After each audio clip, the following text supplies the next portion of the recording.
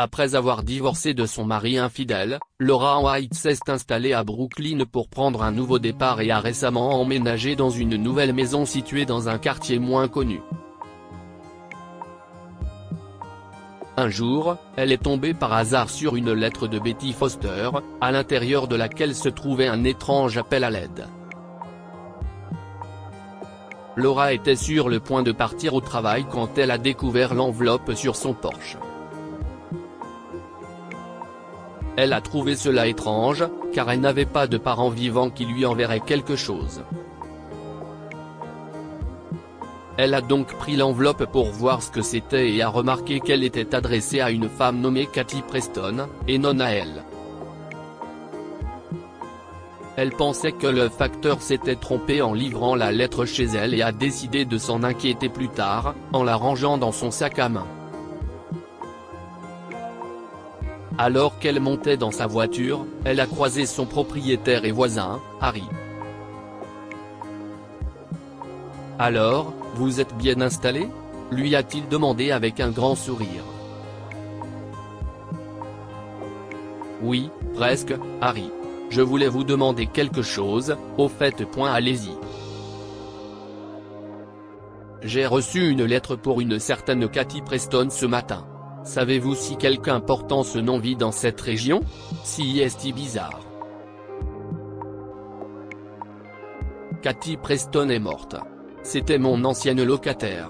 Vous vous souvenez que je vous ai dit que mon ancienne locataire était décédée? Si est arrivé il y a environ 2 mois. C'était une bénévole. Une fille riche.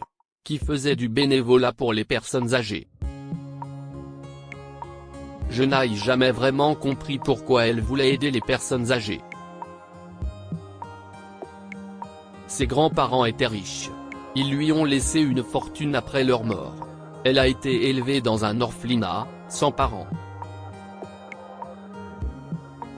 Les grands-parents sont morts quand elle était jeune, et plus tard ses parents sont morts dans un incendie. Que lui est-il arrivé exactement? Je veux dire, comment est-elle morte? Elle est décédée dans un accident de voiture, en rentrant de chez elle, après avoir rencontré quelqu'un. Peut-être que la personne qui a envoyé cette lettre ne sait pas qu'elle est morte.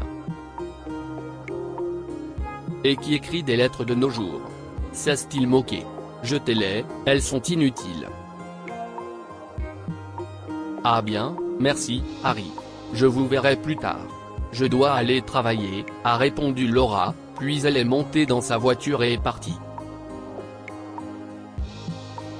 De retour à son bureau, elle ne pouvait s'empêcher de penser à l'enveloppe. Et si c'était quelque chose d'important? Laura a commencé à s'inquiéter et à un moment donné, elle a simplement ouvert l'enveloppe. À l'intérieur, elle a trouvé une lettre écrite dans une écriture déformée mais belle, demandant à Katy une aide immédiate. Chère Katy, j'ai essayé tant de fois de te contacter, ma chérie, mais mes appels, mes emails et mes messages sont tous restés sans réponse. J'écris cette lettre en espérant que tu viendras au moins me voir après avoir lu ceci. Je suis dans un état épouvantable. J'ai besoin d'aide, mais je ne sais pas vers qui me tourner. Personne ne m'écoute. Mes voisins ne se soucient que d'eux-mêmes. Venez dès que tu le peux. Je t'attendrai. Avec amour, Betty Foster. Laura est sous le choc en lisant le tout. Madame Foster avait besoin d'aide, d'une aide urgente, mais Katy n'était plus en vie. Madame Foster n'était sans doute pas au courant, et elle avait écrit la lettre dans l'espoir que Katy lui vienne en aide. Compte tenu des circonstances, Laura ne pouvait pas ignorer l'appel à l'aide de Madame Foster et a décidé de la voir. Elle a demandé un congé d'urgence à son patron et a décidé de se rendre à l'adresse indiquée sur l'enveloppe pour la retrouver. Elle a tapé l'adresse sur Google Maps, et il s'avère qu'elle n'est qu'à 30 minutes de route. Laura a conduit aussi vite qu'elle le pouvait, et après une demi-heure, ce qui lui a semblé une éternité, elle est arrivée devant une vieille maison délabrée. Elle s'est dirigée vers la porte d'entrée et a frappé. Madame Foster ? Vous êtes chez vous ? J'ai reçu la lettre que vous avez envoyée pour Cathy, a-t-elle crié. Pas de réponse. Elle a frappé à nouveau, cette fois un peu plus fermement, et la porte d'entrée s'est ouverte en grinçant. Lorsqu'elle est entrée, elle a senti une odeur de moisi. Puis elle l'a remarqué. Madame Foster était évanouie juste devant la porte, serrant un sac à provisions dans sa main, inconsciente et pâle. Bon Dieu! Laura s'est agenouillée pour vérifier son pouls. Heureusement, elle était encore en vie. Elle a composé le 911 et peu après, Madame Foster a été emmenée à l'hôpital. 3 heures plus tard. Madame Foster a repris conscience, mais elle était toujours dans un état critique. Les médecins ont informé Laura qu'elle devrait rester à l'hôpital pour quelques jours. Quand Laura est allée la voir, la femme âgée ne pouvait s'arrêter de pleurer. « Vous êtes Laura White ? Celle qui m'a amenée ici ?» a-t-elle demandé, tremblante. « Oui, Madame Foster. Vous sentez-vous mieux maintenant ? Les médecins ont dit que vous vous étiez évanouie d'épuisement. » « Oh, ma chérie. » Elle s'est mise à pleurer. « Je suis malade et fatiguée depuis longtemps. Mes genoux m'ont lâché, alors je ne suis pas sortie depuis un moment. Je n'avais pas mangé depuis des jours et j'étais bien fatiguée, alors j'ai décidé d'aller au marché, et puis je ne me souviens pas de ce qui s'est passé ensuite. » Si est-ce Cathy qui vous a envoyé ? Eh bien, Madame Foster, Laura a hésité. Cathy n'est plus. Elle est décédée il y a 2 mois dans un accident de voiture. Oh, si est affreux. C'était une fille si heureuse. Elle a été mon infirmière pendant un moment, mais j'ai ensuite déménagé dans une nouvelle maison. Chérie, je n'ai pas de famille. Elle me rappelait ma petite fille. Oh, comme elle me manque. Je suis vraiment désolé que vous appreniez son décès de cette façon. J'ai récemment déménagé dans sa maison. Moi non plus, je ne savais rien jusqu'à ce que je demande au propriétaire. Madame Foster a été dévastée en découvrant que Cathy était morte.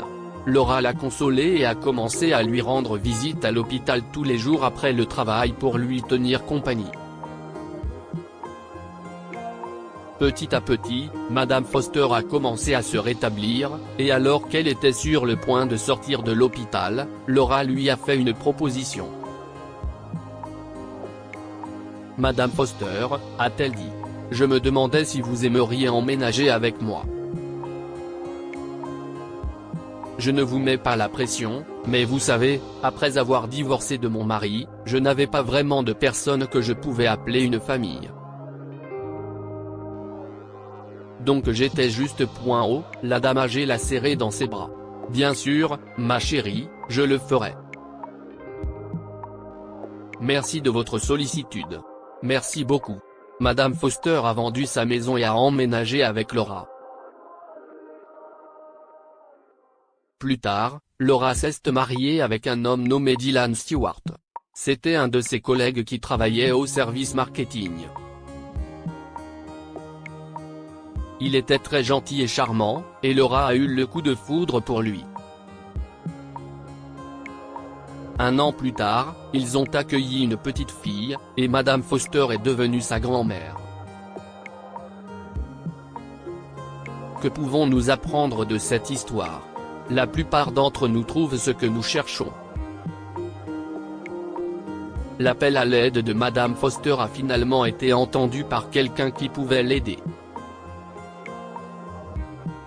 Il s'agissait de Laura. Vous n'êtes jamais seul. Quelqu'un vous attend, et vous finirez par le trouver. Madame Foster et Laura étaient destinées à se rencontrer et à soulager la solitude de l'autre. Si est exactement ce qui s'est passé. Lire aussi, les lumières dans la maison d'une femme âgée sont éteintes depuis des jours, un garçon le remarque, y entre et entend un appel à l'aide. Cette histoire est inspirée par l'histoire d'un de nos lecteurs et écrite par un rédacteur professionnel. Toute ressemblance avec de véritables noms ou lieux est une pure coïncidence. Toutes les images sont utilisées uniquement à des fins d'illustration. Partagez votre histoire avec nous. Elle changera peut-être la vie de quelqu'un. Si vous souhaitez partager votre histoire, envoyez-nous un mail à info@amomama.com. Abonnez-vous à Amomama sur Google News.